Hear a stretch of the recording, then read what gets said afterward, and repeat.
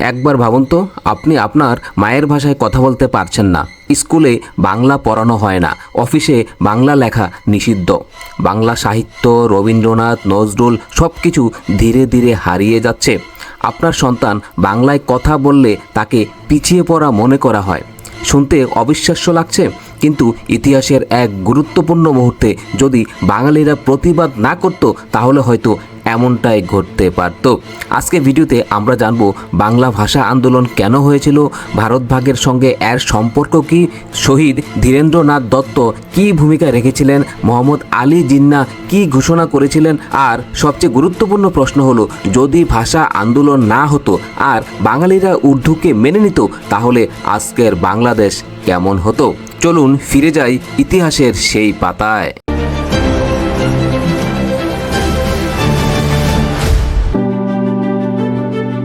1947 সাল ব্রিটিশ শাসনের অবসান ঘটল, কিন্তু স্বাধীনতার সঙ্গে সঙ্গে ভারত দুই ভাগে বিভক্ত হলো।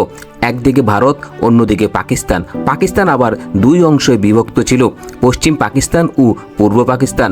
বর্তমান বাংলাদেশ তখন ছিল পূর্ব পাকিস্তান।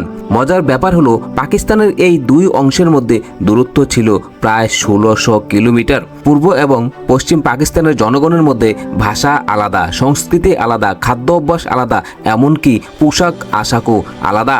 তবুও শুধুমাত্র ধর্মের ভিত্তিতেই তাদেরকে একই রাষ্ট্র করে রাখা হয়েছিল। কিন্তু শুরু থেকেই একটা বড় সমস্যা ছিল। পাকিস্তানের মোট জনসংখ্যার প্রায় 56% ছিল বাংলা ভাষাভাষী, অর্থাৎ সংখ্যাগরিষ্ঠ জনগণ বাংলা ভাষায় কথা বলতো। তবু ক্ষমতা ছিল পশ্চিম পাকিস্তানিদের হাতে, এবং সেখান থেকেই শুরু হয় ভাষা নিয়ে দ্বন্দ্ব। 1948 সালের 23শে ফেব্রুয়ারি পাকিস্তান গণপরিষদে দাঁড়িয়ে একজন বাঙালি নেতা একটি সাহসী প্রস্তাব দিলেন। তার নাম ধীরেন্দ্রনাথ দত্ত। তিনি বললেন, বাংলা ভাষাকে গণপরিষদের অন্যতম রাষ্ট্রভাষা হিসেবে স্বীকৃতি দিতে হবে, কারণ পাকিস্তানের অধিকাংশ মানুষ বাংলায় কথা বলে। এটা ছিল অত্যন্ত যৌক্তিক দাবি। কিন্তু পশ্চিম পাকিস্তানের শাসক গোষ্ঠী এই প্রস্তাব প্রত্যাখ্যান করলেন। তারা মনে করত, বাংলা ভাষাকে স্বীকৃতি দিলে বাঙালিদের রাজনৈতিক শক্তি বেড়ে যাবে। এভাবেই ভাষা প্রশ্নে প্রথম বড় সংঘর্ষ শুরু হয়। ধীরেন্দ্রনাথ দত্ত হয়তো তখনও জানতেন না, তার সেই বক্তব্যই একদিন ইতিহাসের মোড় ঘুরিয়ে দেবে। 1948 সালের মার্চ মাস পাকিস্তানের গভর্নর জেনারেল মোহাম্মদ আলী জিন্নাহ ঢাকায় এলেন। ঢাকা বিশ্ববিদ্যালয়ের সমাবর্তন এবং রেসকোর্স ময়দানের ভাষণে তিনি একটি স্পষ্ট ঘোষণা দিলেন। তিনি বললেন, Urdu and only Urdu shall be the state language of Pakistan, অর্থাৎ উর্দু এবং একমাত্র উর্দুই হবে পাকিস্তানের রাষ্ট্রভাষা। জিন্নাহর এই ঘোষণায় পূর্ব বাংলার মানুষ হতবাক হয়ে যায়, কারণ উর্দু ছিল খুব অল্প সংখ্যক মানুষের মাতৃভাষা, অন্যদিকে বাংলা ছিল সংখ্যাগরিষ্ঠ মানুষের ভাষা।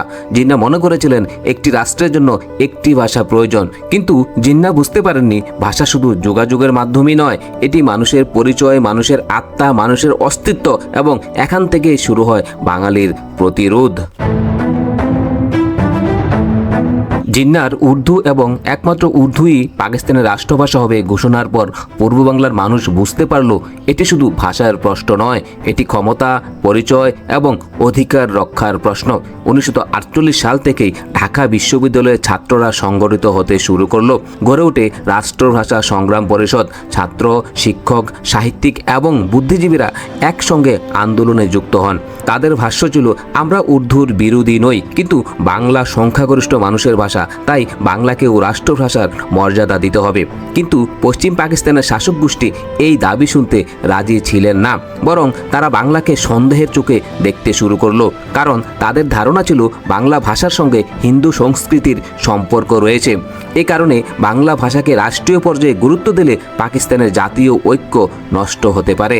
এদিকে পূর্ব বাংলার মানুষ দেখছিল, শুধু ভাষার ক্ষেত্রেই নয়, চাকরি, প্রশাসন, সামরিক বাহিনী এবং অর্থনীতিতেও তাদের প্রতিনিধিত্ব কম ছিল। ফলে ভাষা আন্দোলন ধীরে ধীরে বৃহত্তর বঞ্চনার প্রতীকে পরিণত হতে থাকে।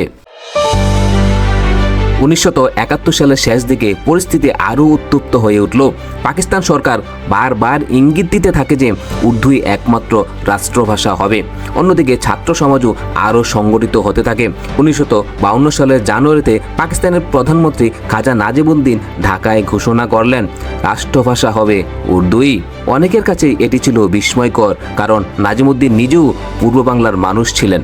তার এই বক্তব্য বাঙালিদের মধ্যে খুব আরও বাড়িয়ে দিল। ঢাকা বিশ্ববিদ্যালয়, মেডিকেল কলেজ ও বিভিন্ন শিক্ষা প্রতিষ্ঠানে প্রতিবাদ শুরু হলো। 31 জানুয়ারি 1952 সালে সর্বদলীয় রাষ্ট্রভাষা সংগ্রাম পরিষদ গঠিত হয়। তারা সিদ্ধান্ত নেয় বাংলাকে রাষ্ট্রভাষার স্বীকৃতি আদায়ের জন্য বৃহত্তর আন্দোলন গড়ে তোলা হবে। ফেব্রুয়ারির শুরু থেকে সভা, মিছিল ও ছাত্র সমাবেশ বাড়তে থাকে। ঢাকার বাতাসে তখন এক ধরনের অস্থিরতা। সবার মনে একটাই প্রশ্ন, সংখ্যাগরিষ্ঠের মানুষের ভাষা কি নিজের দেশেই স্বীকৃতি পাবে না? 1952 সালের 20 ফেব্রুয়ারি সরকার বুঝতে পারে যে আন্দোলন আরও বড় আকার নিতে যাচ্ছে। তাই ঢাকায় 144 ধারা জারি করা হলো। 4 জনের বেশি মানুষের জমায়েত নিষিদ্ধ করা হলো। পাকিস্তান সরকারের ধারণা ছিল এই নিষেধাজ্ঞা আন্দোলন থামিয়ে দেবে, কিন্তু বাস্তবে ঘটল উল্টোটা। ঢাকা বিশ্ববিদ্যালয়ের ছাত্ররা জরুরি বৈঠক করে তারা সিদ্ধান্ত নেয় 144 ধারা ভঙ্গ করতে হবে, কারণ তাদের কাছে ভাষার অধিকার ছিল সরকারের আদেশের চেয়েও বড়। 21 ফেব্রুয়ারি সকাল ঘনিয়ে আসছিল। কেউই জানতো না পরদিন ইতিহাসের গতিপথ চিরতরে বদলে যাবে। তারপর আসলো সেই দিন, 1952 সালের 21 ফেব্রুয়ারি। ঢাকা বিশ্ববিদ্যালয় এলাকা ছাত্ররা 144 ধারা ভঙ্গ করে মিছিল বের করলো। পুলিশ তাদের বাধা দিল, কিন্তু তারা বাধা অতিক্রম করেই এগিয়ে যেতে থাকলো। তারপর শুরু হলো নিরীহ ছাত্রদের উপর গুলিবর্ষণ। মুহূর্তেই রক্তে ভিজে গেল রাজপথ। শহীদ হলো সালাম, বরকত, রফিক, জব্বার, শফিউর আরও অনেকেই। তাদের রক্তে লেখা হলো ইতিহাসের নতুন অধ্যায়। এই ঘটনার পর ভাষা আন্দোলন শুধু ভাষার দাবিতেই আর থাকেনি, এটি পরিণত হয়েছিল বাঙালির আত্মপরিচয়ের সংগ্রামে। এখন আসি সবচেয়ে গুরুত্বপূর্ণ প্রশ্নে। যদি ভাষা আন্দোলন না হতো, যদি বাঙালিরা উর্দুকেই মেনে নিত, তাহলে কি ঘটতে পারত? প্রথমত, বাংলা হয়তো রাষ্ট্রীয় মর্যাদা পেত না। সরকারি চাকরি, আদালত, প্রশাসন সব জায়গায় উর্দু বাধ্যতামূলক হয়ে যেত। বাংলা ভাষাভাষী মানুষ পিছিয়ে পড়ত। দ্বিতীয়ত, বাংলা শিক্ষা ব্যবস্থা ধীরে ধীরে দুর্বল হয়ে যেত। স্কুল কলেজে উর্দুর প্রভাব বাড়ত। বাংলা বইয়ের সংখ্যা ধীরে ধীরে কমে যেত। নতুন প্রজন্ম তখন বাংলা লেখার চেয়ে উর্দু শেখায় বেশি গুরুত্ব দিত। তৃতীয়ত, সংস্কৃতির উপর বড় আঘাত আসত। রবীন্দ্রসঙ্গীতকে সন্দেহের চোখে দেখা হতো। বাংলা সাহিত্যকে কম গুরুত্ব দেওয়া হতো। লোকসঙ্গীত, বাউল, পল্লীগীতি সব কিছুই ধীরে ধীরে প্রান্তিক হয়ে পড়ত। চতুর্থত, বাঙালি জাতীয়বাদ হয়তো কখনোই জন্ম নিত না, কারণ বাংলা ভাষা আন্দোলনে ছিল বাঙালি জাতীয়তাবাদের প্রথম বড় ভিত্তি। ভাষা আন্দোলন না হলে 1969-এর গণ অভ্যুত্থান ঘটত না। 6 দফা আন্দোলন, এমনকি 1971-এর মুক্তিযুদ্ধ ভিন্ন রূপ নিতে পারত। পঞ্চমত, বাংলাদেশ হয়তো স্বাধীন রাষ্ট্র হিসেবেও জন্ম নিত না, কারণ অনেক ইতিহাসবিদ মনে করেন 1952 সালের ভাষা আন্দোলনই ছিল স্বাধীন বাংলাদেশের বীজ। সেই বীজ থেকেই ধীরে ধীরে স্বাধীনতার বৃক্ষ গড়ে ওঠে। একটি বিকল্প বাস্তবতা কল্পনা করুন। আজকের ঢাকার রাস্তায় সাইনবোর্ড উর্দুতে লেখা, সরকারি নথি উর্দুতে, আদালতের ভাষা উর্দু, বিশ্ববিদ্যালয়ের শিক্ষা উর্দু। বাংলা হয়তো ঘরের ভাষা হিসেবে তখন টিকে থাকতো, কিন্তু রাষ্ট্রীয় শক্তি হারিয়ে ফেলত।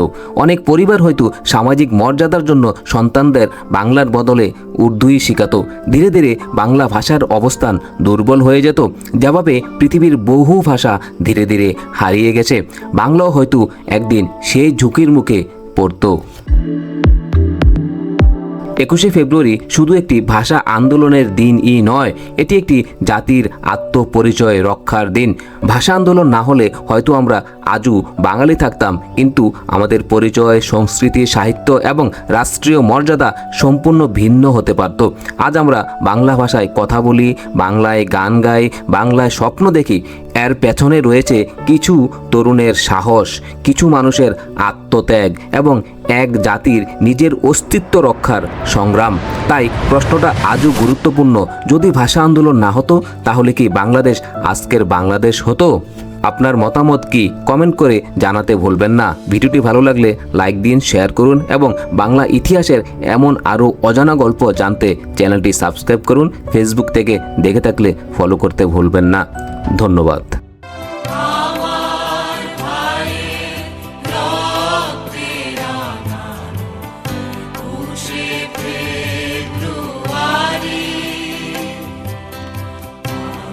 কি